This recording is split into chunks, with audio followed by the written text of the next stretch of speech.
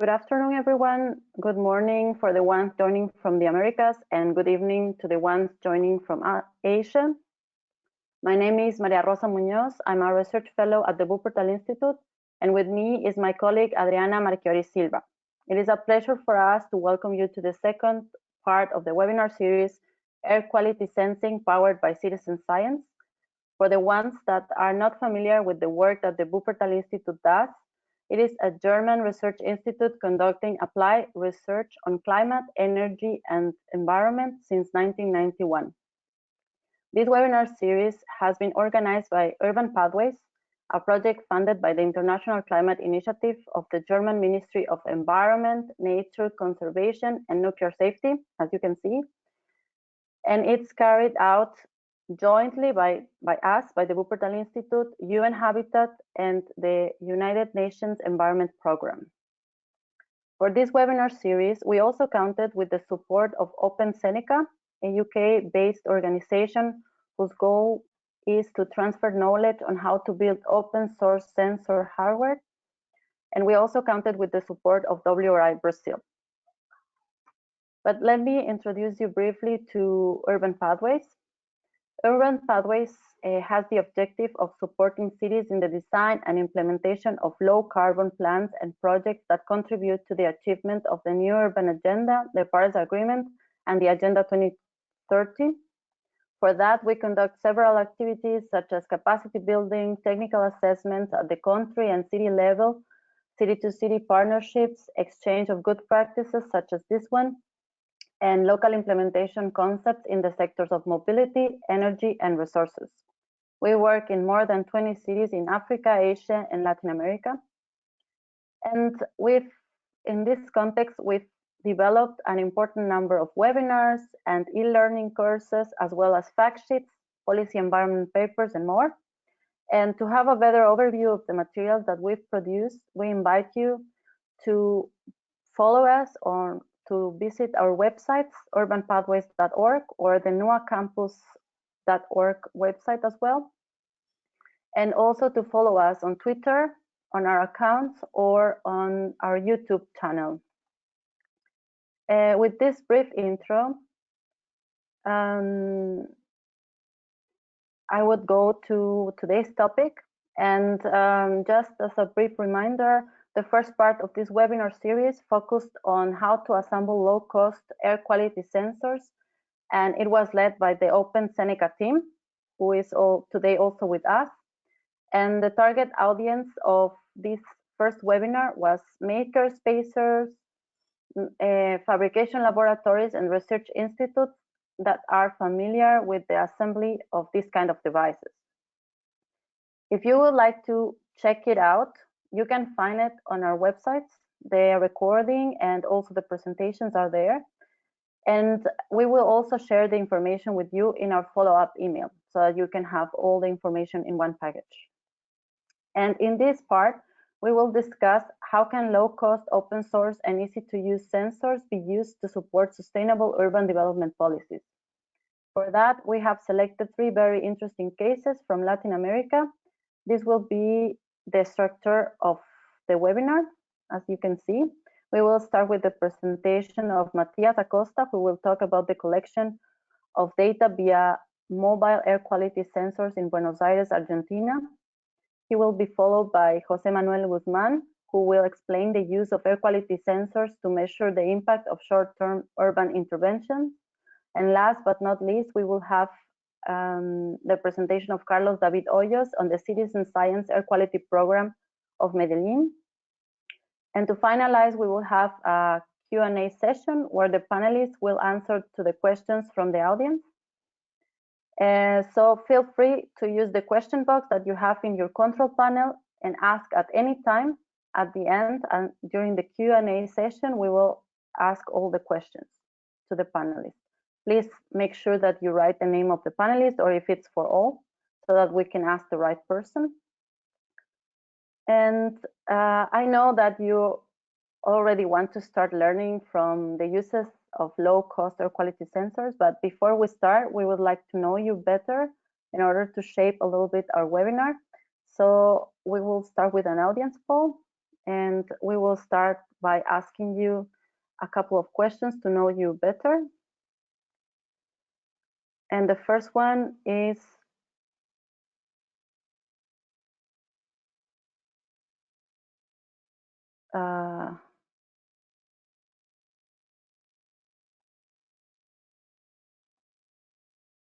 how familiar are you with low-cost air quality sensors? Please let us know if you are not really familiar with them, not at all, if you heard about it, but are not really familiar with them, or if you already work with air quality sensors before.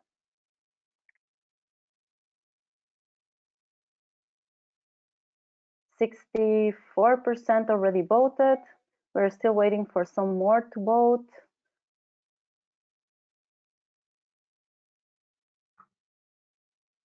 71%, still a couple of answers missing.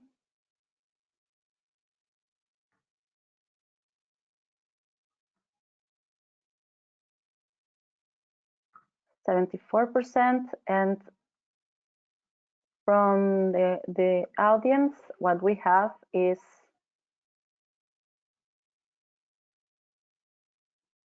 as you can see, only 15% does not know at all about this type of sensors. 50% though just heard about it, and 35% of our audience already work with them. And now we will start with our first speaker, Matias Acosta. And while he gets ready and his camera gets activated and so on, I will introduce him. Matias Acosta has a vast experience in material devices for the fourth industrial revolution, like sensors for IoT and fuel cells. He has worked as a scientist at the University of Cambridge, at the Technical University of Darmstadt. His academic achievements have been recognized with more than 10 international awards. Matias has also worked actively at the interface between science, policy, and diplomacy. He is the founder and executive director of Shaping Horizons, an initiative that fosters diplomacy through social innovation. Currently, Matias is the head of exploration at the United Nations Accelerator Lab in Buenos Aires, Argentina, and fellow at the Center for Science and Policy at the University of Cambridge. In both organizations, he works in projects related to innovation aligned with the Sustainable Development Goals and policy. So welcome, Matias. The floor is yours.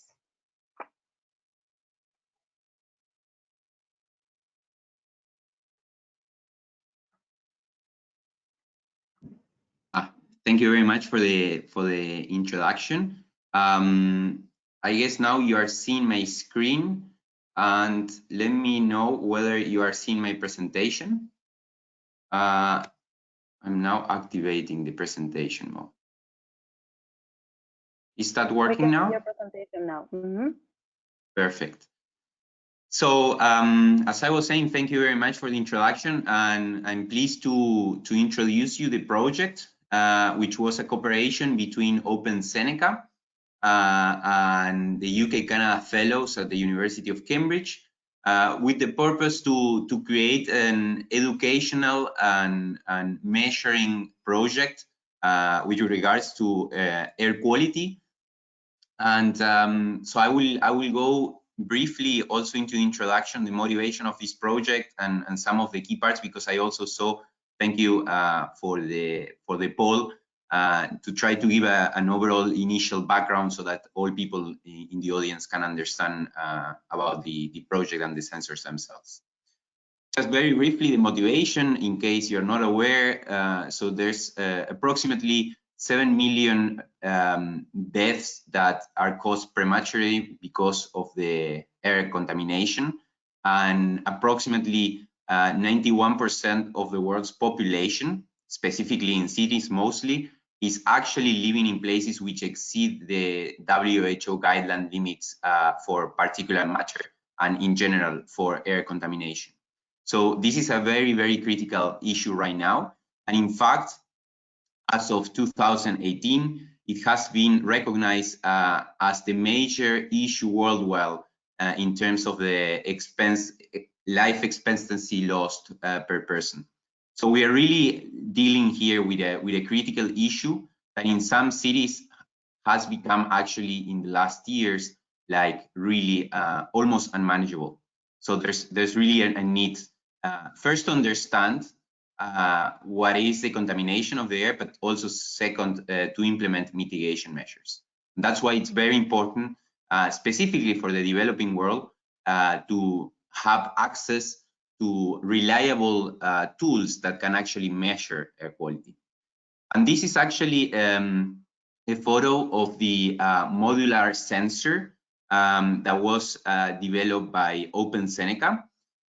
So this sensor was particularly developed for Argentina, and the concept of open-seneca is to adapt the design, doing a participatory approach with the country itself in which the sensor has to be implemented.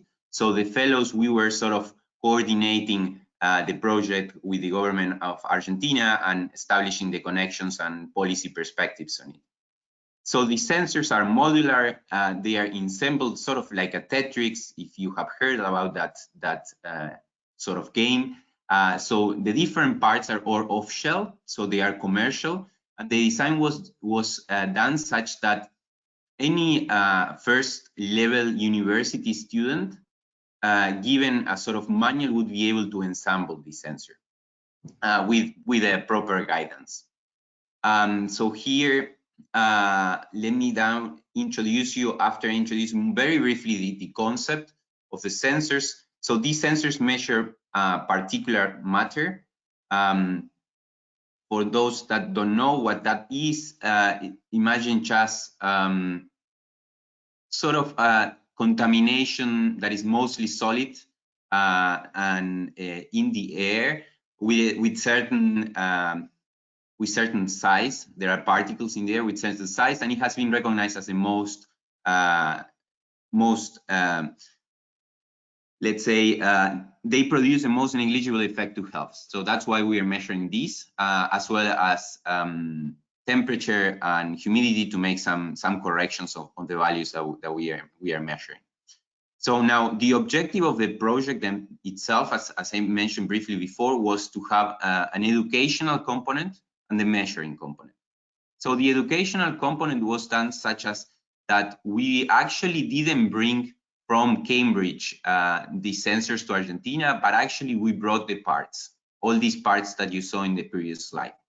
And we organized with 2 public universities to train first to third year university students on how to assemble those sensors.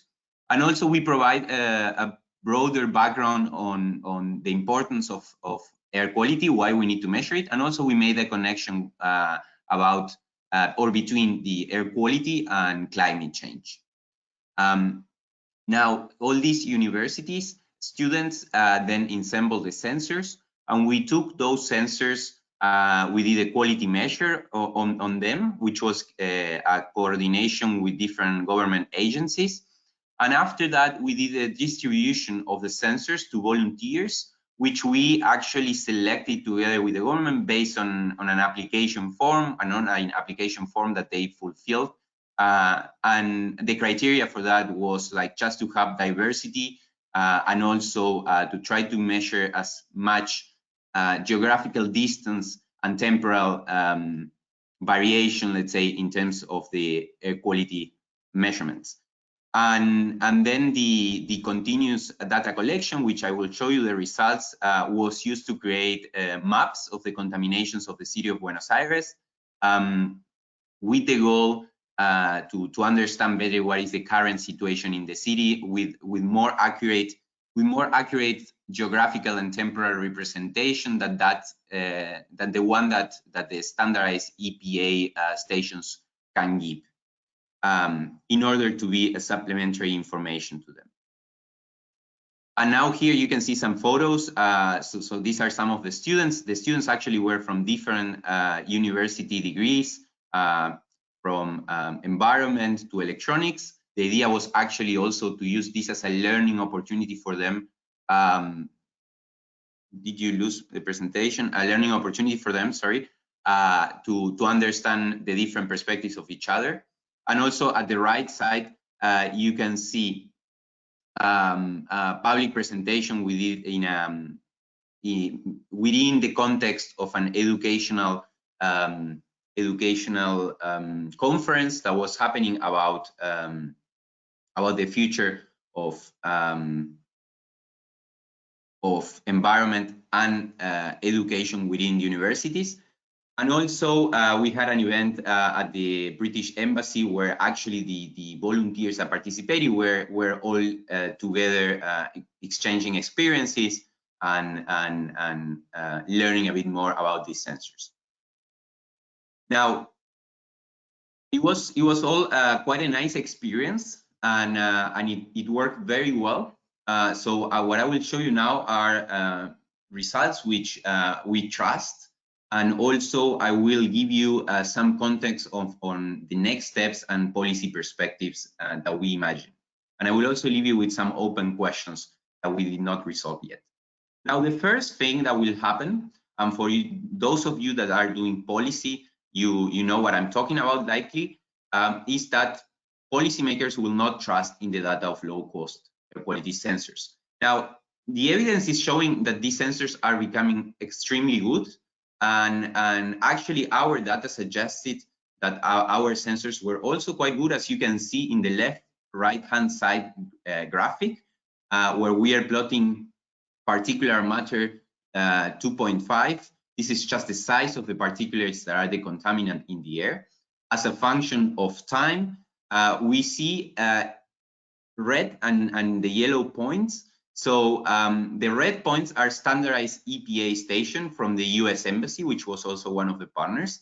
And the yellow dots are the mean data, so just the mean data that we collected. So as you can see, there's some difference between the red and the yellow points, but the overall trend, it's very well followed by the low-cost sensors.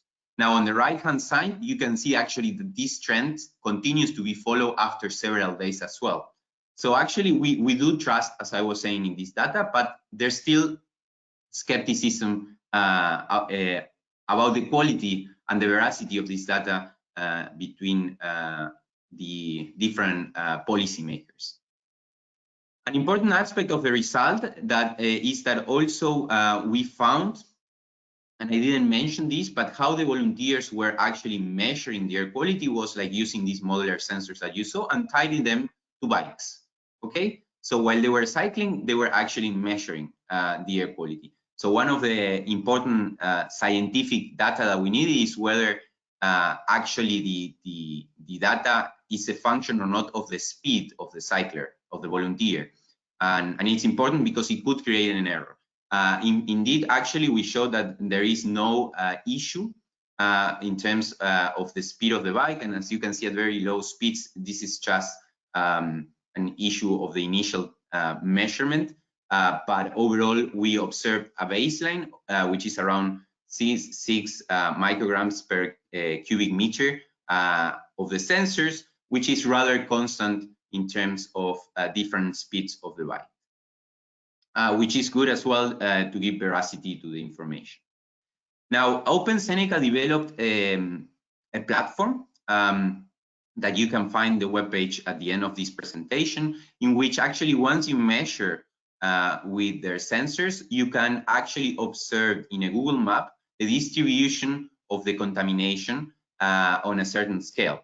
So now here we can see the particulate matter 2.5 again. And you can see red dots, which correspond to the different zones in the city of Buenos Aires, which present contamination between around 18 micrograms per cubic meter of particulate matter 2.5 up to 30 micrograms per cubic meter. So just to give you an idea, approximately the mean value that the WHO suggests that it's healthy for a city or the crossing line is about 10 micrograms per cubic meter, which means like really the red dots here are approximately 2 to 3 times, they are showing an average contamination that is 2 to 3 times higher than that that the mean suggested by WHO. So there's some certain regions in the city that really deserve some attention in terms of the design, let's say, or what can one do in order to reduce the contamination. On the other hand, given the really large size of the city, we are talking a city of between 10 and 15 million inhabitants, if one considers the neighboring cities, which just became one big Buenos Aires, as we call it in Spanish. Actually, we are seeing a city with rather good quality of air for its size. And you can see here just a highlight of the accuracy, I would say, of the sensors. So they really are capable, or we are capable to determine small areas where contamination is concentrated, as you can see here. And this is really not possible without having mobile sensors. So you really need mobile sensors to have such geographical accuracy in terms of the contamination distribution. And one important aspect, because we are dealing with citizen science and with volunteers, is like how actually people will behave. Behavioral science actually does play a significant role in the outcomes of any of these projects. And what we observed is actually, as you can see here, this is the number of rides as a function of days. We see that during approximately the first week to 10 days, there was a continuous or a mean, let's say, rides of around 5, and actually we have some peaks, but let's say around 5 to 8 rides per day. And then this actually after the 1 week or 10 days started decaying considerably. So this just tells us the fact that it's very important when we are dealing with citizens to keep their motivation. Now, how we do this is beyond the scope of this presentation, but if such large implementation in different cities is expected, this is an aspect that must be considered. Maybe doing a rotation of the volunteers or keeping the motivation high with some measures will actually increase substantially the amount of data collected. Matthias, sorry. Yes. You have 2 minutes. Perfect. So I will just skip this to go to the main conclusions from Buenos Aires, which is we observed, and let me just this.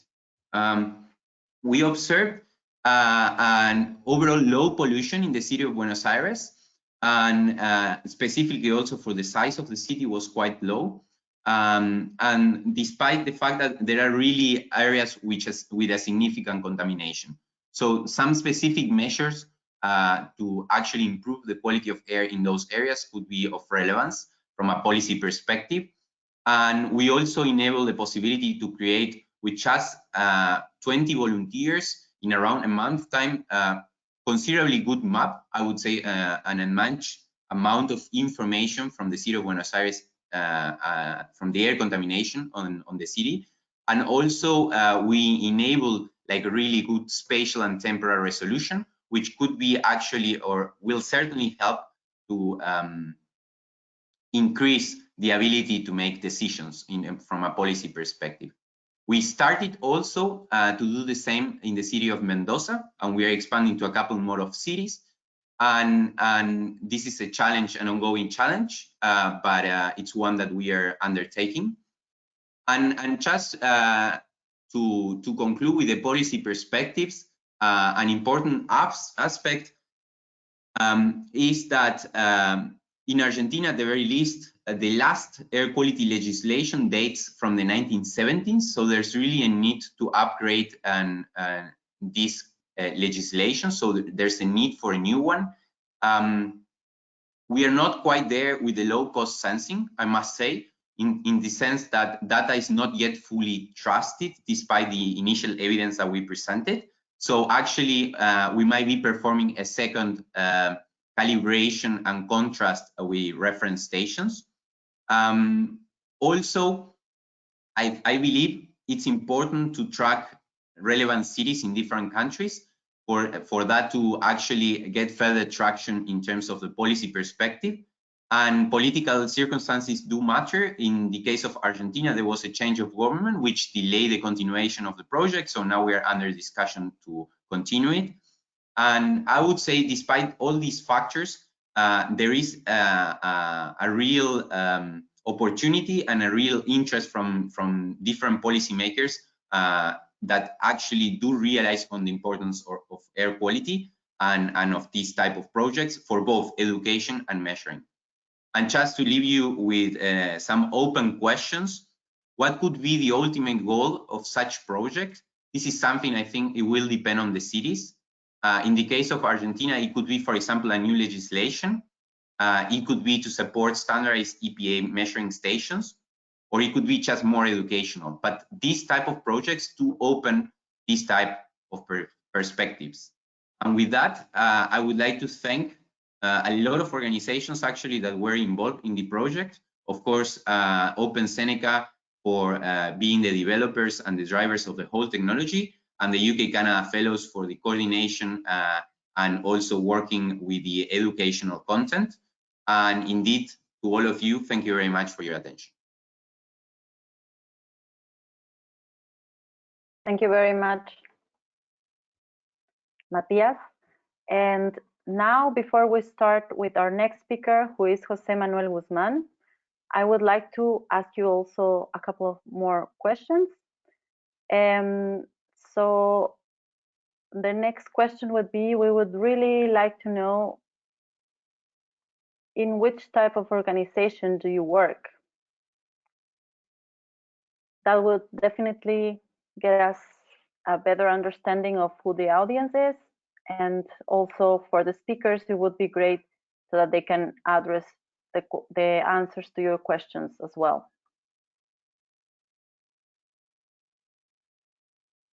64% of you voted, 67%.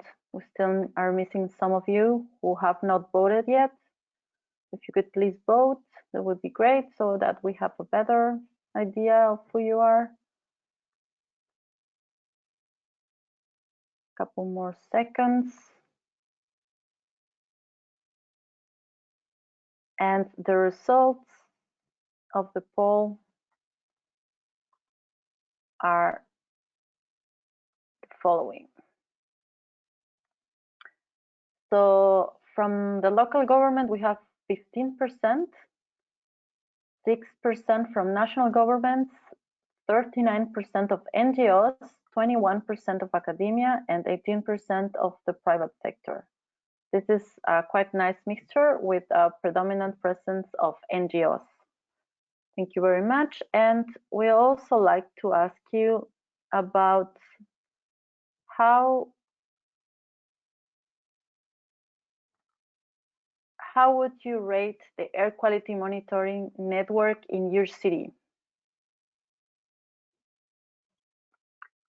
This would also fit into the discussion at the end. So it would be great if you could respond to this question as well. And I don't know if Jose Manuel is already.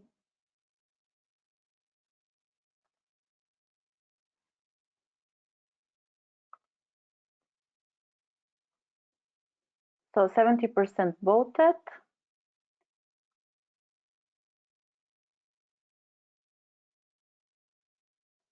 And we have the results are that only 12% of you rated the air quality monitoring network in your cities as excellent, sufficient 29%, poor 56%, and 3% inexistent. So the majority of you said that the air quality monitoring network in your cities is poor. This is a very interesting result, of course, and it would fit a lot into the discussions. And with this, I will invite our next speaker, Jose Manuel. I will introduce Jose Manuel. Jose Manuel Guzman is an urban planner from Venezuela living in Santiago de Chile. He has experience working on projects related to local planning, urban design, mobility, public spaces, and tactical urbanism in Venezuela, Chile, Panama, and Honduras. As Tactical Urbanism Coordinator in Ciudad Emergente, he is responsible for developing, coordinating, and implementing tactical urbanism projects with a focus on the Sustainable Development Goals. He is also in charge of leading multidisciplinary teams, doing workshops, and developing impact metrics for tactical urbanism projects. So please, Jose Manuel, please tell us about your experience implementing tactical urbanism with this type of sensors. The floor is yours. Thank you. Can you see my screen? Yes, we can.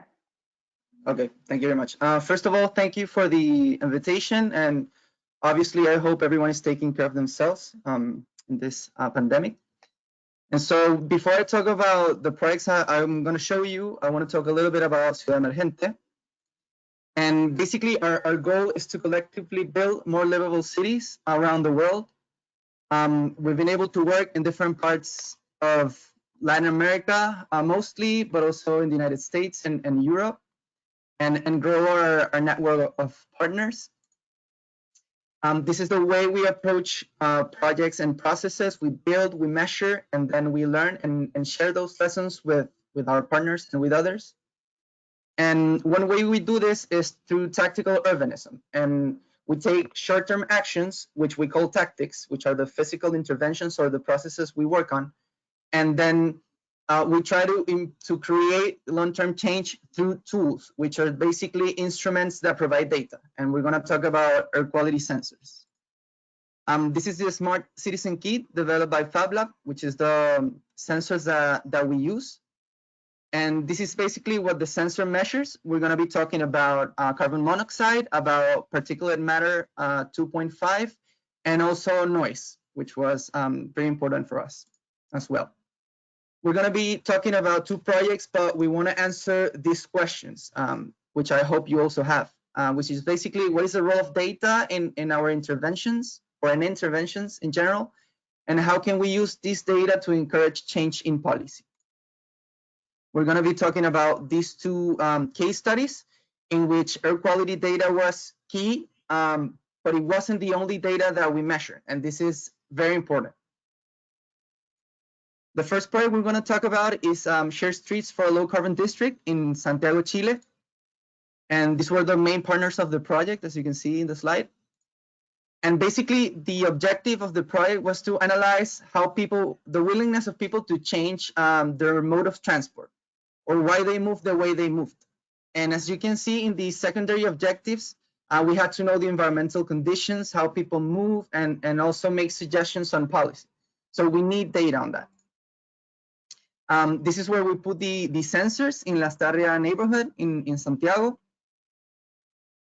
And this is basically a picture of the project before. And this is the pilot project. As you can see, we've reduced the amount of cars in the street, and we shared the street. We opened the street to people. This is another picture. And this is some of the data that we gathered. We're going to talk about air quality data in a second. And one of the things that people told us was that transport was the big issue and was the most polluting activity in the neighborhood. And the two most the environmental problems that they had in the neighborhood were air pollution and acoustic pollution. So this is why noise is important. We also measured the amount of cyclists that passed through our intervention, and this was important because there was at the time, but there still is a master plan of bike lanes in Santiago, and we tried to also showcase that it was possible to have a bike lane, and it wouldn't be a big deal to actually change the street and to allow cyclists and pedestrians to use the street. This is the main part, the most important part. We measured carbon monoxide. This project was in 2016, and at the time, the Smart Citizen Kit was an older version. And so this is what we measured. And as you can see, there was a big drop in emissions where we did the pilot. And it's kind of obvious because we remove a lot of cars from the street, but you still have to back the claim or your hypothesis with data, and this is very important. And so basically, just to talk a little bit about the conclusions of this project, very briefly, we showed that it was a 9-fold reduction in CO emissions with this approach of the shared streets, compared to a regular business day with the street as it was before. And this was very important because, and talking about policy, because from 2016 and to 2017, the mayor changed, and he was very reticent to actually build the bike lane. And this data, that there was 100 people biking through the pilot, that it improved air quality, and that people thought that air pollution was a big issue in the neighborhood, was key to convince the mayor to actually implement the bike lanes. And so in 2017, they invested around $250,000 to build 1 kilometer of permanent bike infrastructure. And this was very important as well. And finally, the effects afterwards of the project after construction, the amount of cyclists went up by 560%. And as I told you before, there were 800 cyclists, and now we have 4,500 cyclists per day. So that was very important, and this was basically the role of air quality data in this project. So now we're going to go to the second project, which is a sump, a plant that we're doing in Comayagua, Honduras. And here, the air quality data has a bigger role, as I'm going to show you. And this was the name of the pilot project, Muévete Comayagua, or Move Comayagua. And these were the main partners, the municipality and the Andalusian Agency for International Cooperation. Basically, the objective of this project is to actually develop a sustainable urban mobility plan for the city. And so here, air quality data was very important. We have other objectives, which was obviously to deliver the plan, to train municipal employees, and also to share, to do this project and to share how the plan would look like in the city. So these are images of our training workshops with municipal employees showing the kit. We also developed this totem with another organization in Chile called Materia 3D. And the importance of the totem were because in Honduras, we had lack of internet access and lack of electricity points to plug in the sensor. And so we developed this totem so the sensor could have independence and could measure air quality for a longer period of time. And you can see here, this is Oscar, which is basically now the expert in installing this totem. And so this is a picture of the city center here. And we also measured public life data, which is basically pedestrian counts, bike counts, motorcycle counts, car counts, and other data, and also air quality in these 2 points. And we're going to focus right here, which is in front of the regional hospital of the city. This is Oscar again, putting the totem in place for the measurement before the pilot was implemented. And this is also important because we're going to link this to our measurements. And these were the counts before the pilot in a business day and a non-business day. And one of the things we wanted to show with the pilot was that it was possible to move more people through the street, even if we allocate more space to pedestrians and cyclists. And we also had a hypothesis that this was also impact positively air quality. So that was important for us to measure it. So these are the measurements before the pilot, talking about particulate matter 2.5. I'm going to show you the average later. And this was the noise measurements before, which were very important as well. And some of the things that we talked about with the municipality that were very important were the impacts of noise and particulate matter in health outcomes. And some of the effects of air pollution and noise and particulate matter was, reduced lung function in children, sleep deficiency, sorry for the typo, and also can cause to complicate or exacerbate other health conditions. And for us to actually implement a mobility plan in the city, it was very important for us to convince the mayor and municipal workers of the importance of changing how people were moving in the city because of the health impacts it has, and because it was basically in front of the regional hospital. So you had a very polluted environment in front of a hospital. And you know, it was this data was very helpful in changing the conversation. Instead of talking about transport, for example, we started to talk about mobility a lot more, and that was very important for us.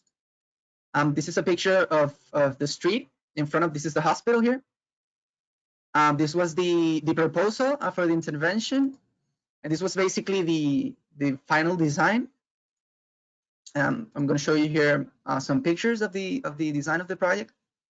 And so as you can see, what we did was basically give some order to the street, you know, paint center lines, paint and protect pedestrian sidewalks, or create the sidewalks. And these sidewalks were also used by cyclists as some sort of cycle lanes. And so it was very helpful for us. We also had a bus stop, which was non-existent, but still there was service running there. You know, more pictures. This is the before and after. And so basically, this was the center of the project, which was, as you can see, there was an uptick in pedestrian activity from around 17% in business days and non-business days after the implementation of the pilot. These are at the hourly average of pedestrian counts. And also there was an uptick in bikes as well, which was very important. But as you can also see, there was a big increase in vehicles during business day, and a small reduction during non-business days, a weekend mostly, and also an uptick in motorcycles. So this was the main objective of the project, in which we were successful. Now we're going to talk about the air quality measurements. But as you can see, we changed the street, and one of the main, you know, concerns was that traffic was going to be worse, or that it was going to create chaos because people won't understand it. And basically, we were able to move more people in, you know, each hour in average with the pilot than what was previously in existence in the street. And the reduction in people on the non-business day was pretty much negligible. So these are the particular matter measurements, and as you can see and as you can imagine, there was an increase. And so one of the conclusions that we had was the project was successful in its main objective of moving more people and providing mobility, you know, options for people, but it wasn't very successful in improving the air quality. And so it created another whole of questions for us. For example, obviously there were more cars present, so that was pretty self-explanatory, but you know, cars in Honduras and in Comayagua were pretty old, and so maybe it was, you know, the solution was to improve the efficiency of cars instead of trying to remove cars, which is pretty much impossible in the street because it's a main street for the city. And so, you know, you have to have other sort of policies or interventions that these physical interventions cannot help you reduce the amount of pollution. And this was a very important conclusion for us. And sometimes this can happen. You know, you have a hypothesis and the results are different than what you expected, but it gives you more questions and provides you more data to actually, you know, say, okay, this wasn't what we were trying to do, or this wasn't the right approach in this sense. And now we're going to move to this approach. And this is also important when you do tactical projects, because it's not the final intervention. And then we measure. You have 2 minutes. Okay. And we also measured noise, and which was pretty awesome. It was that it didn't increase the amount of noise. And you saw there was an increase in pedestrians, in bikes, in motorbikes, and in cars. And noise didn't increase, even if it's still over the, you know, WHO recommendations for traffic noise. It didn't increase, and I think that the success here was that because the street had order and people know where to go, there were less honking, which was a big issue in the street. And so this was a positive outcome of the project. Some conclusions: the data collected, including the air quality, especially the air quality data, helped change the discourse into a mobility mindset. The pilot project also galvanized public support for more signaling and markings in street, which is a, you know, different outcome. And in this street, in this main street, they're going to make a national design contest to actually have a final project developed with students. So now some lessons that we have from this project and in general about data in tactical projects. The first one is that we can't change policy without data. And I think this is very important. And in the case of Comayagua, for example, this was the first time that we were measuring air quality data, and we were doing pedestrian count, for example, or bicycle counts. And this was very important to show the decision makers of the impact of the mobility and the planning and the policy, the planning decisions that they were making, because we definitely can manage what we can measure. And as NGOs, we have to provide data to substantiate our work. And this is very important for us and to show that it works. Data is key to understanding the impact of the project. That's why we work with tactical urbanism. It's a very quick and sometimes cheap way to show how a proposal can have an impact, positive or negative. And also success is very, depends on the context. And this is very important. As you can see in both projects, there was a different impact in terms of air quality, but both projects were successful in what their objectives were. And obviously the data can produce more questions instead of providing answers. And finally, use data to create narratives. When you have this whole amount of data, you have to be very strategic about which data you're going to use, because at the end of the day, decision makers, when they make decisions, they don't rely only on data. They also rely on a narrative, why this data is important or why this proposal is important. So this was key, for example, in Comayagua, to actually change the narrative and change how people were talking about mobility in the city. So that's basically it. Thank you very much. Thank you very much, Jose Manuel. We already have some questions, very interesting presentation, and the questions we will ask at the end. So feel free to write all your questions in the question box, and at the end, Jose Manuel will be happy to answer to them. Right now, one of the comments that we received is that we should include a poll asking about the air quality monitoring network. So we did that on the spot, and we want to ask you, how is the air quality monitored in your city? So please let us know. We want to know if it's a network of high-end devices managed by the government, it's a network of low-cost air quality sensors like the ones presented here, it's an integration of both, or both exist but they are not integrated. Which one is it in your case, in the case of your cities? Please let us know, please vote. I forgot to add the option I don't know, which is also a viable option, but please choose among the ones presented here.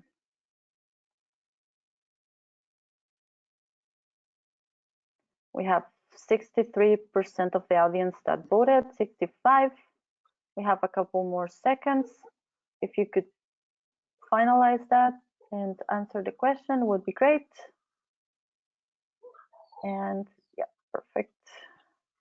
Almost 70% voted, and here are the results.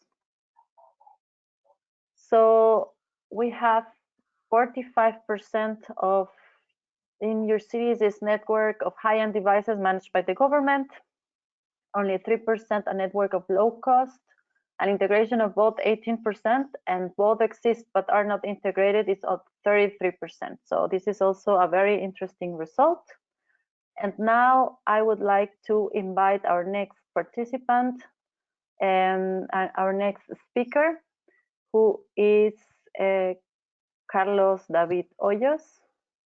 Carlos is already sharing his camera, and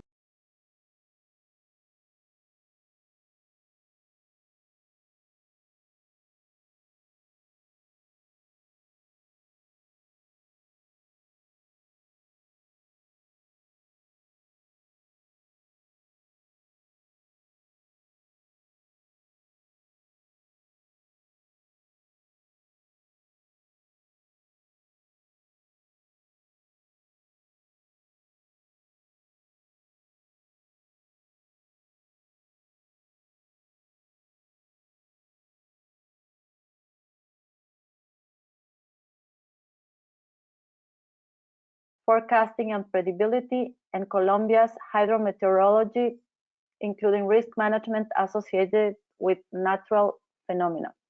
Currently professor at the National University of Colombia, manager of the Early Warning System of Medellin, and the Aburrá Valley CIATA, a project that integrates the operation of the first meteorological radar in the country. So welcome, Carlos. The floor is yours. Well, thanks a lot for the invitation and to all the speakers and the participants in this webinar. It has been already very interesting to listen to the other speakers. And we'd like to share our experience with our citizen science project, which is in air quality. And the Aburrá Valley is where the city of Medellin is located.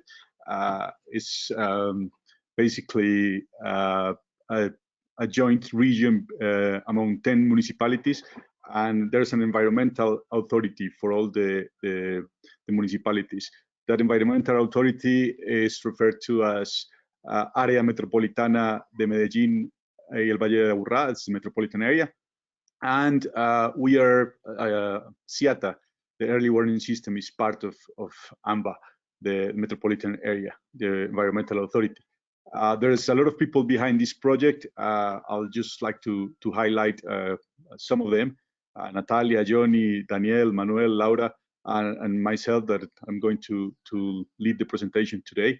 I imagine that some of them are listening in the audience as part of the webinar as well. Basically, I'd like to start by mentioning that we have a lot of challenges associated with risk management, and some are just geographical, and our geomorphology is very complex. We are in a very narrow valley, and it's densely populated. We are basically a little bit more than 4 million people living in an area of about 1,000 square kilometers, but actually the metropolitan area, the urban area, is just about 340 square kilometers. So it's very complex terrain. So if we have a lot of emissions or sources of pollution, it's difficult to dispense in our region. So the meteorology plays a very important role in what happens in terms of air quality, but also, of course, the emissions. And according to different sources, there's other universities participating in the management of air quality in the region. And one of those has pointed out that in our city, in Medellin and the other cities, basically the emissions, 80% of the particulate matter emissions come directly from vehicular emissions. All the transportations, the commuting is associated with the most part of the particulate matter in the region. And those vehicles have been increasing exponentially since the 80s. So that's a growing problem that added to the complex topography and in some times of the year to unfavorable conditions to disperse the pollutants will lead to an increase in the pollution in the region and to critical air quality episodes. We do have Carlos? in the region.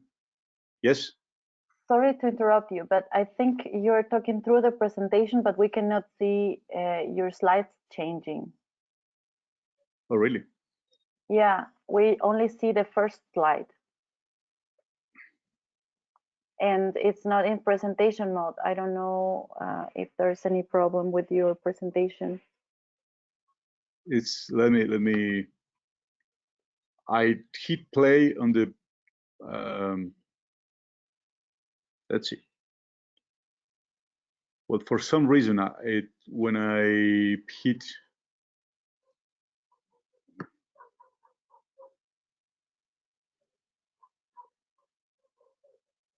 when I change to presentation mode, it stops. Let's see. It might be related to the fact, and it sometimes. Ah, that's perfect. Now we can see it.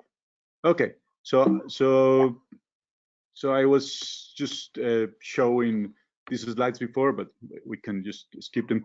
Already presented about them. We do have in the region particulate matter and other pollutants. I'm monitoring network for all the mandatory pollutants, if you like to call it that way, the reference pollutants. It has been growing, but it's important to include the participation of the citizenship, of all the citizens. Sorry, we reach a critical time in terms of air pollution in 2016 in March, just by the the combination of those growing emissions, unfavorable climate, and complex topography that I mentioned before. All the pollutants in the region are mostly controlled, but not particulate matter, specifically PM2.5 that the other participants already talked about. This is small, fine particles that have the most unfavorable health effects. The citizens, through different pollings, basically expressed their feelings, saying that the work that the cities and the environmental authority was doing in terms of air quality was not enough, and that the air quality was one of the most important problems in terms of environmental management. So in 2015, from CIATA, we decided to propose a project from the environmental authority that include citizen participation. So we call it citizen scientists. We basically joined this global effort on going back to the participation of citizens, building the evidence and the knowledge for each region. And this idea was to develop very low-cost sensors from CIATA. CIATA has a group of physicists and electronic engineers and control engineers and all that that are very talented and could build sensors. So we did that in order to have a very low-cost sensor, but very accurate sensors. And I'll talk about that in a minute. So we started the project. We launched our first version in 2015 with 100 families, 100 citizen scientists, if you will. And then we increased the participation. And in May 2018, we completed 250 families participating in this project. So it's a dense effort in terms of the amount of sensors that are added to the official network. And now we're conducting our third phase that includes another 50 families, and we're adding also 100 mobile devices. So basically, the project is an educational project. That's the main goal that we have.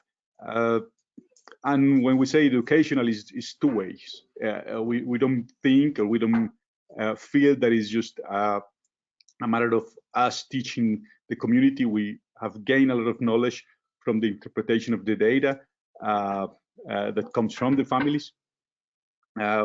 We have a lot of workshops with them, where we invite also other researchers in the city, trying to understand where the pollution is coming from, what are the main sources. We also invite other participants to workshops, high school teachers, other makers in the city that have developed other air quality sensors as well. We already have 2 different versions and of the sensors. The first 100 participants have the dark blue sensor that included 1 particulate matter sensors and also other variables, temperature and humidity. And the second sensor has 2 sensors of air quality within the system, just because we are, traditionally working in risk management. So we like to have verification, validation, and we like to to actually use this information for decision making. So we want to make sure the information is accurate and we have the availability of the data all the time. The participants we help them install the system in their houses, outside of the houses, of course, and they share the internet with the system. So we get the information minute by minute using the citizens, the family's internet and electricity. And this is very important, we calibrate each and all sensors. We have the sensors installed at least 20 days with official stations, and we make sure to construct different equations to translate what we measure in the local sensors to what the official sensors are indicated. So when we analyze the information, we can actually collect all and consider all the information together. We first did a robust job selecting among all the air quality low-cost sensors available. There have been a lot in the market, and we, some are very robust, some are not. This is just an example of some of the ones that we tried, and we end up selecting in the first version the sensor that is in the bottom line of the screen, and then we found that two other sensors were performing better compared to the official network, that you can actually see a very linear behavior of the sensor. So we changed in the second version to the sensors that are in the second line in this plot. So the calibration process is very simple. We have basically what the official sensors are monitoring. We see, or we take the measurements by one of the local sensors, and we just see if they're actually tracking. The magnitude might not be very well, but if they track each other, it should have a linear behavior, and they do. And then we just build a linear regression, and we take the data to the official sensor. This is very important because even among the same batch of low-cost sensors, you have different behavior. So you need to calibrate each and all of them if you want to compare what you're getting from different sensors. We test the correlation, the root mean square errors, and other different kind of metrics to see if we are doing okay. We test how many days of calibration do we need, and we find that if you measure 20 days is enough. You don't get a much better calibration equation if you leave the local sensor more days together with the official network. So we're doing that. We leave the sensors 3-4 weeks to perform these calibrations, and then we install it in the houses of the participants. We've been doing different methodologies. This is perhaps more academic, but we do different methodologies for the calibration, and we feel that we have a very robust information coming from these sensors. Actually, if you compare the daily mean of the official network and the low-cost network, you have mean absolute errors that are less than 2-3 micrograms per cubic meter, which is a very robust information. So we're happy with that. And if you actually go and translate this to air quality indices, this means that basically in all categories you have a very, very success rate.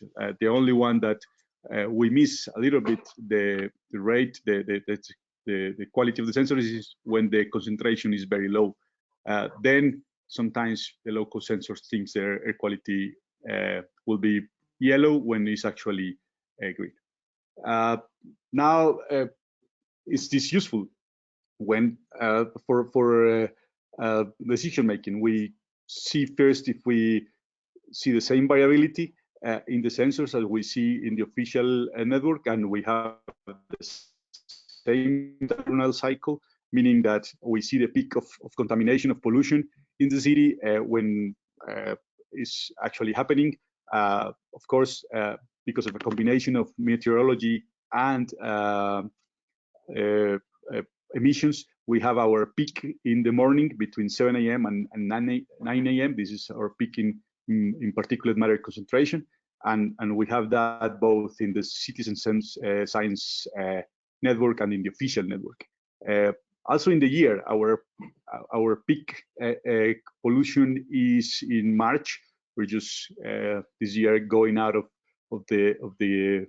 this critical period, and again, the citizen science, the local sensors see the same behavior. So the environmental authority could actually use this also to handle this issue, this challenge that we have in terms of pollution.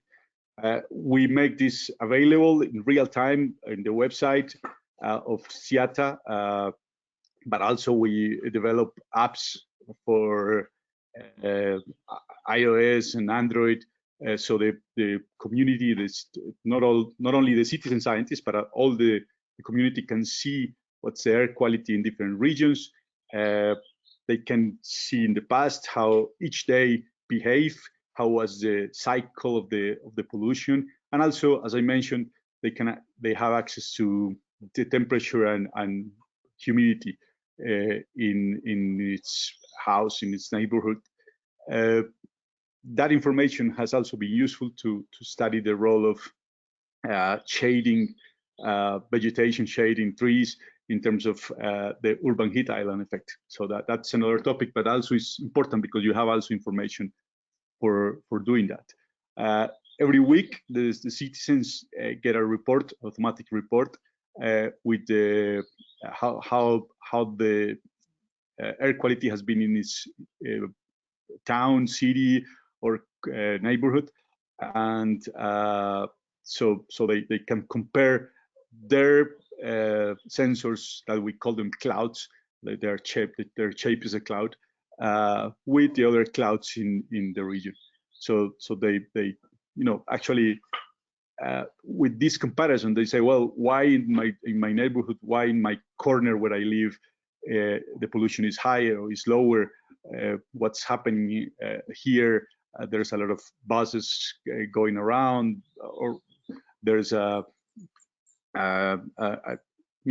mining activity near my house, or what's going on? And so they report that to us, and in that way we can understand what's going on. Carla, sorry. Yes. You have 2 minutes. Perfect. So again, more comparisons. Is this important or not? How can we use it? If we go to our most critical period in 2016, both the official network and the citizen science network were saying that our air quality was bad in the same exact periods. So since the citizen science network was at the time a lot more robust in terms of density, we use that for suggesting different decisions to the environmental authority. Same thing in all the years from 2016 till today. The behavior of the official network has been the same. In this case, each line, horizontal lines, correspond to air quality in a sensor, and each column to a different day. In the left, you have the official network, and in the right, some examples of the citizen science network. And you see that in the same days, you have the critical period. So it's actually useful, and in terms of education, people has these sensors in their streets, in their houses, so they commit to it, and their participation in terms of changing the patterns of how we move in the city is, of course, higher, because you have the sensor there. You know that you're impacting your air quality, and you cannot choose what kind of air you're breathing. The same thing is if you compare this spatially, this is the official network, and when you put on top of it the network from the citizen science project, you see that they match in terms of the air quality is green or yellow, but it provides a lot more information. It has been useful in terms of understanding what's the area of influence of each of the official sensors, for example, where the pollution is coming from. So if you're looking at my screen, we have an official sensor here, and it's correlated with all the pollution that is coming from this area. In this case, this is another example where we have a pollution sensor here, and it's correlated with that, what's happening in that neighborhood, for example. So it helps, not only it complements the official network, but it actually helps us to understand if our network is well distributed, well designed, so has practical applications as well.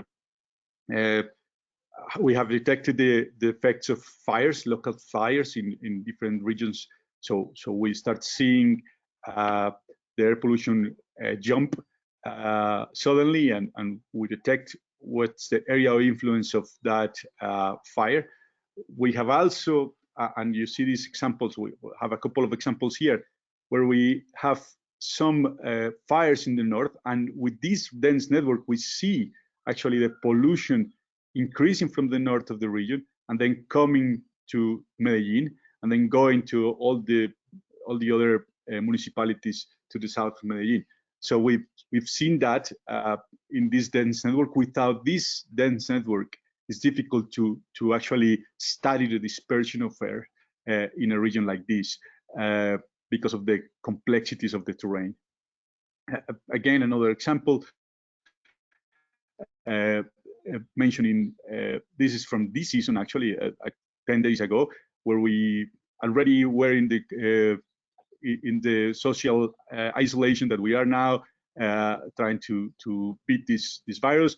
There were not a lot of cars in the street, but the pollution was high. So we were showing the community that it was due to fires in the north of the country, and one of the most robust evidence came from the citizen science network.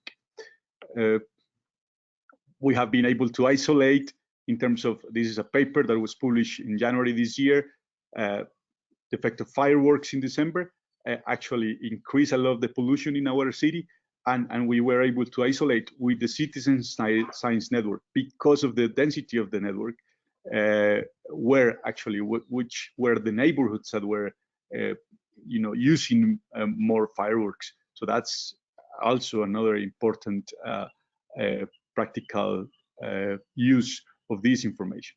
And now, to finish, we're launching the third phase, and we are adding in this phase two things: noise sensors. So we already have identified a local sensor that behaves very well compared to official network of noise. So we can construct again regressions to make the local sensors behave like the official sonometers. And we are adding a mobile network. I mentioned 100 sensors for bikes that will have temperature, humidity, of course, GPS to track the movement, and air quality. So we will complement the fixed network with the mobile network. And with that, I'll finish the presentation. Thank you very much, Carlos. Please stay there. I will invite the other panelists to join via screen. Unfortunately, Matthias had to leave. He had a meeting at 15 minutes ago, and he couldn't stay, but we have with us Lorena Gordillo da Gallier. She is from the open-seneca team, and she would be also helping us with some of the questions that were addressed to Matthias. And I invite you all to join me on the screen. so that we can start with the questions. We have several questions here. And I will start with some general questions that I would ask every one of you to reply to, because I think it would be relevant to know the answers from all of you. And then I start with the questions for each one of you. So from Nigeria, we have a question that says, I'm an environmentalist from Lagos, Nigeria. How can my organization buy the low-cost air quality sensors? We wish to use it in my city. That's one question.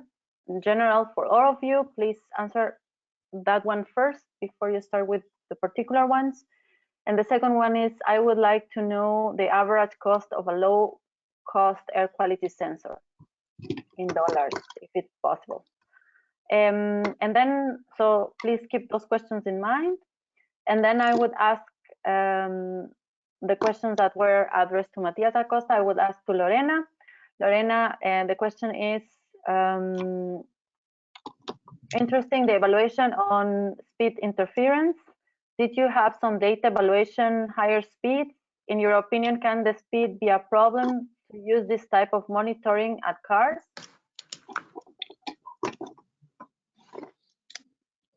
Do I start answering already, or? Yes, please, Lorena. So I start with the general ones. About how to get these sensors. So in open-seneca, the way we've been working is that local cities could either try to find the components in the city and build sensors. So our design is completely open source and everyone could actually build it. For now, the way we've been working is that we actually organize this workshop and we've been supplying the sensors ourselves. So there are a few alternatives depending on the scale, how many sensors, and what's easier, or the time scale of the project. But it could be built, all the components we use are off the shelf, and they're available, most of them from everywhere. So they could be sourced locally or assembled in place in terms to run one of these pilots in the city. The second question was about Maria, would you remind me? Sorry. Yes, the average cost of a low-cost sensor, that's one, and the other one about the interference of speed on the monitoring of or on cars. Yeah. So the cost, our sensor at cost, so raw materials without accounting for development. So we are all volunteering our time for this project. Cost about $100. And in terms of the speed, the main effect that it could have on the readings is if the wind blows directly in the sensor inlet, but there are ways to be sure that that doesn't happen. So how you position it on the car, and we are actually looking at mounting the sensors on cars as well.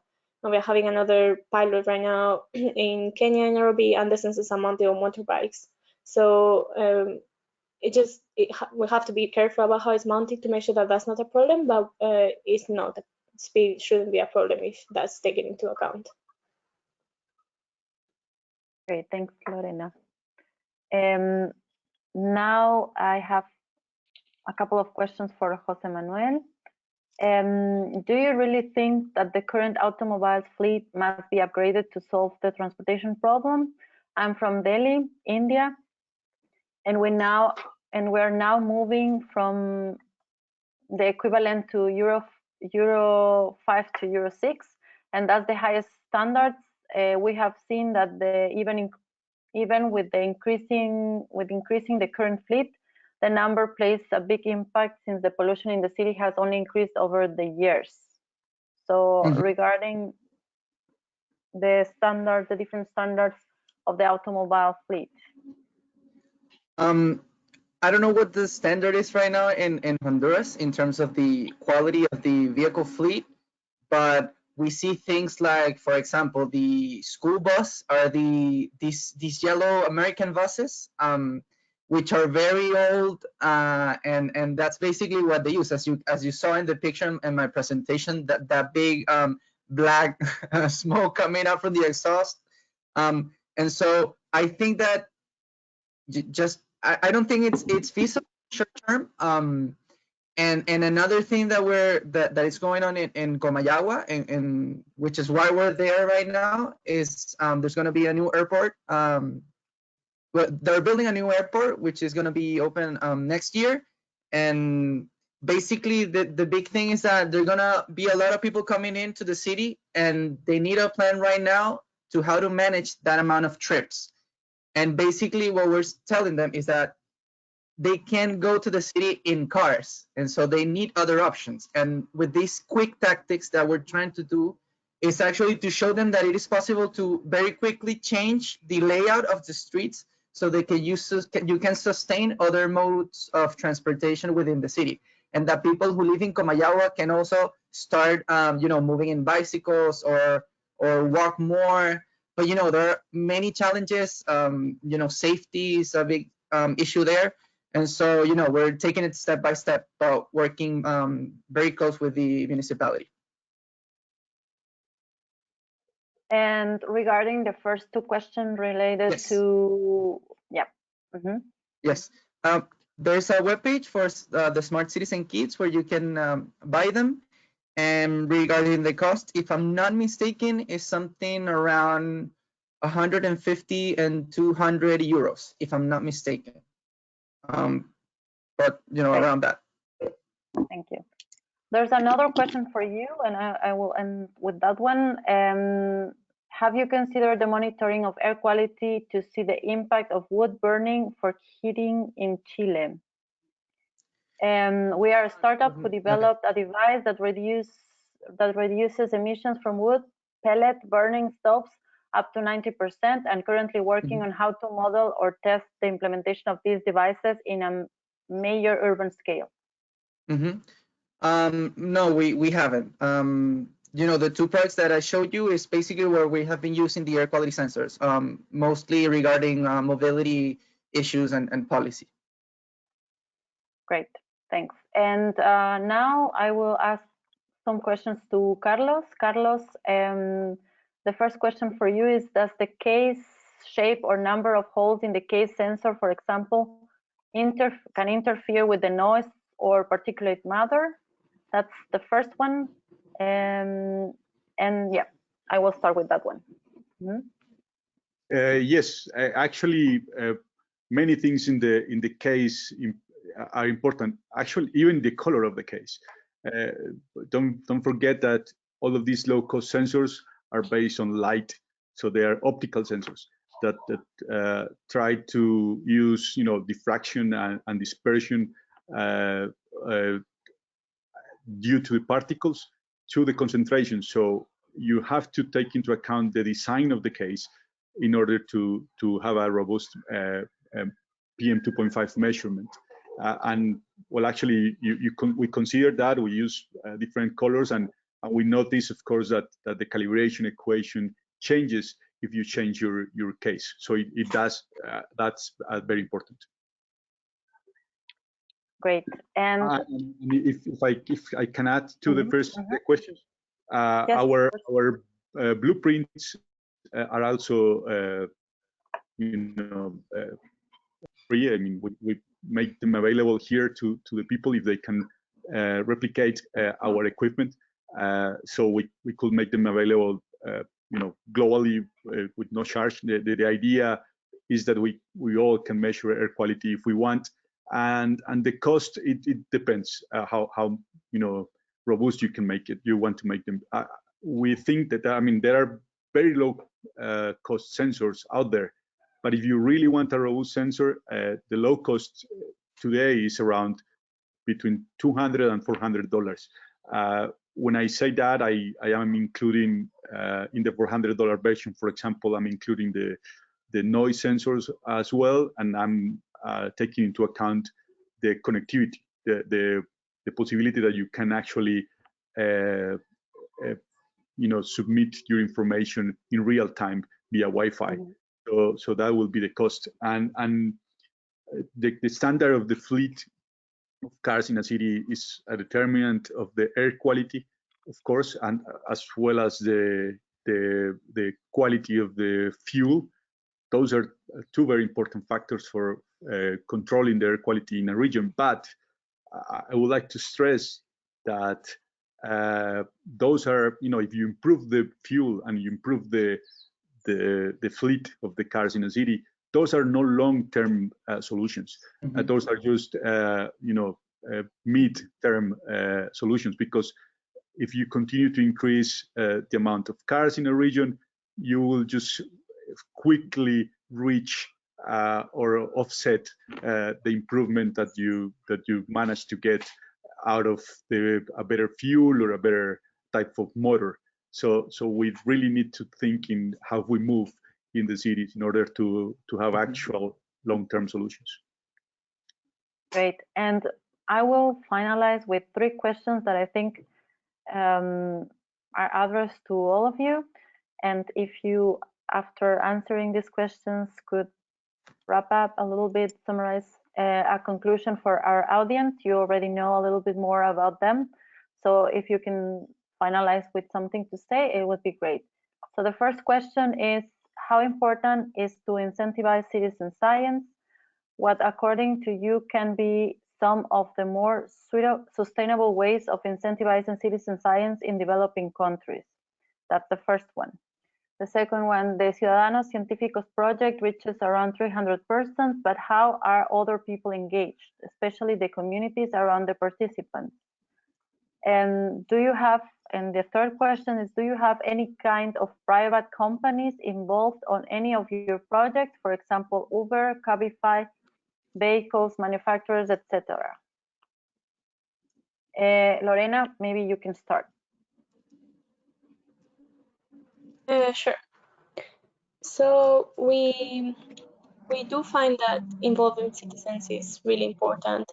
One of the main reasons is that right now there is a very big lack of awareness. So everyone hears about air pollution and climate change, but actually people don't really see it as a personal problem, and there is a need for behavioral change, or also, if it's coming from the policy perspective, to accept and comply to the policies.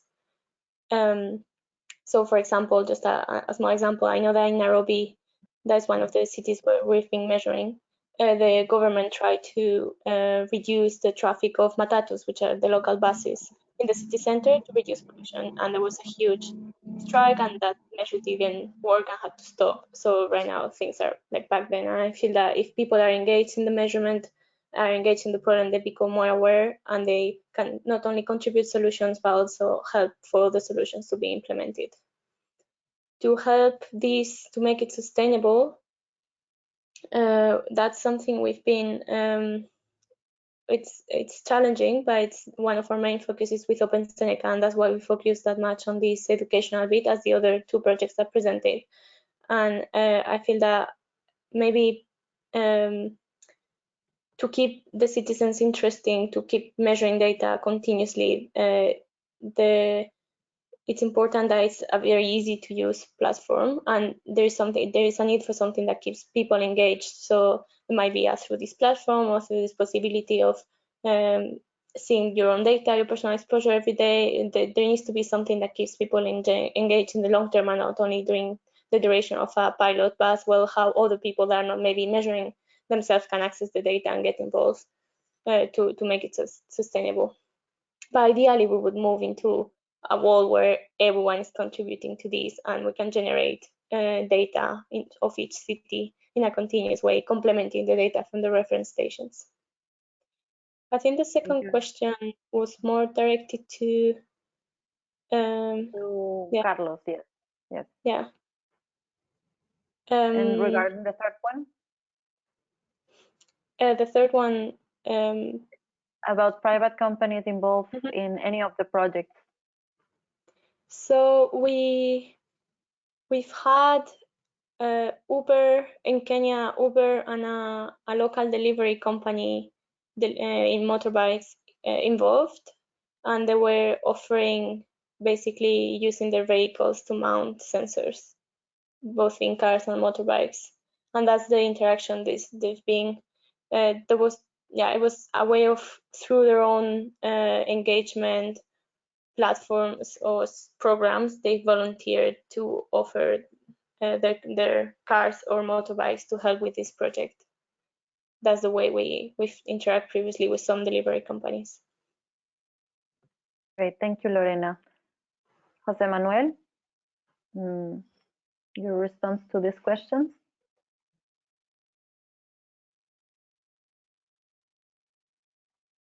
You're muted.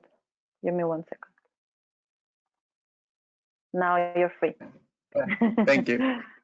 I mean, I feel like it's increasingly important nowadays to incentivize citizen science, and I think basically people understanding how the sensor works. It's a way of also teaching them what this data means, what is the impact they can have with their decisions in this data.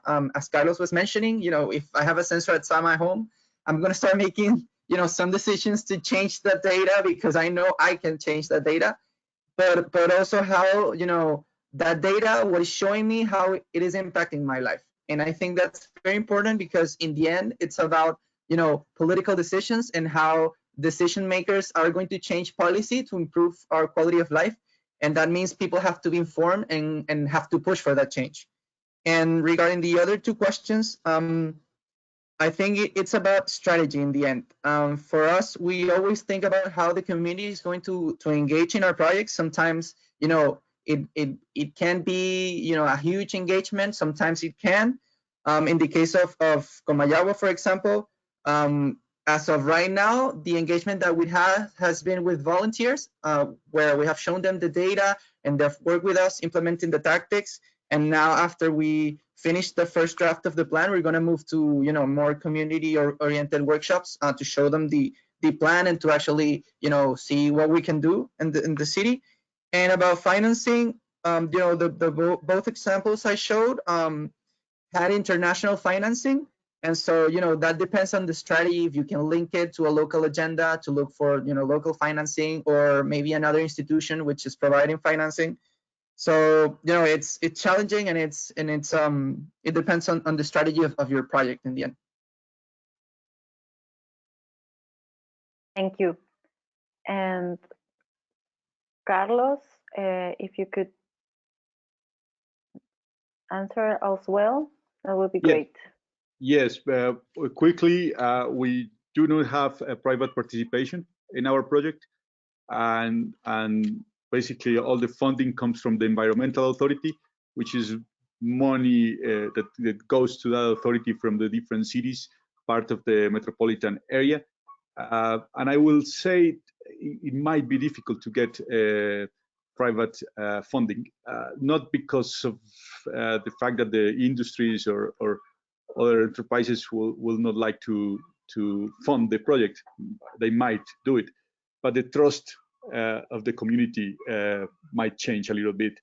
Just imagine that maybe it's industry that pollutes, that is at the same time funding your project, or is a big fleet of buses or cars or things like that.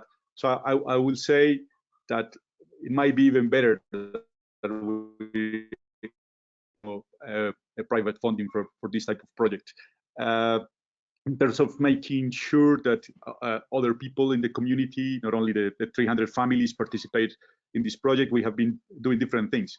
Well, one is that in these workshops, we invite the community that is directly involved, but they also can take other people that is, interested in the project. We make our, and this is very important, we make our data free and open. There's APIs that the people could use to get the information, and we have users that have been developing their own apps, taking our information in real time. And when I say our information, it's not the institution's information, it's the city information, it's information that is that belongs to everybody. We started at the same time outreach in high schools and primary schools. Electronics is very attractive for students, for high school and primary school students. So we come with these devices to study with young people, and it's an excuse to talk about risk management and air quality management and all this. So This way, they are being empowered. And what we notice is that these students, especially the younger ones, they very easily transmit the information to their families and to their neighborhoods. They like to talk about all these things. So they're our main focal point for dissemination of the information, actually. And we are starting to think. Well, we're including now the noise sensors in the citizen science project, but we are also designing 2 more citizen science projects. One in terms of water quality, especially in high schools. So what's the quality of the river or the creek that is near your high school? How does it change? Why is it good quality? Why is it bad quality? And also the stage, the level of your creek, why it changes and how is related to precipitation and all that. And we think it's very, very important to have citizen science projects. I mean, it's among all that the CIATA does, this is one of my favorite projects because it has allowed us to reach the community and they learn what we do through the citizen science project. Great. Thank you very much, Carlos. Thank you very much to all of you. Thank you, Lorena. Thank you, Matias Acosta, that had to leave, unfortunately. Thank you, Jose Manuel. It was great to host you today. Your presentations were amazing. We still have a couple of questions that we cannot respond now. We are almost 10 minutes over time, so we have to end the webinar now, but we will send you the questions so that you can answer to them, and we will send those responses to the participants so that all questions end up answered. So thank you all participants for your attentiveness. It was great having you. Please follow us on our channel so that you are informed about our next webinars and next activities. And we'll see you then in the next opportunity. Thank you very much, all of you. And until the next one. Bye-bye. Bye. Thank you. Thank you. Thank you. Thanks to everybody. Bye.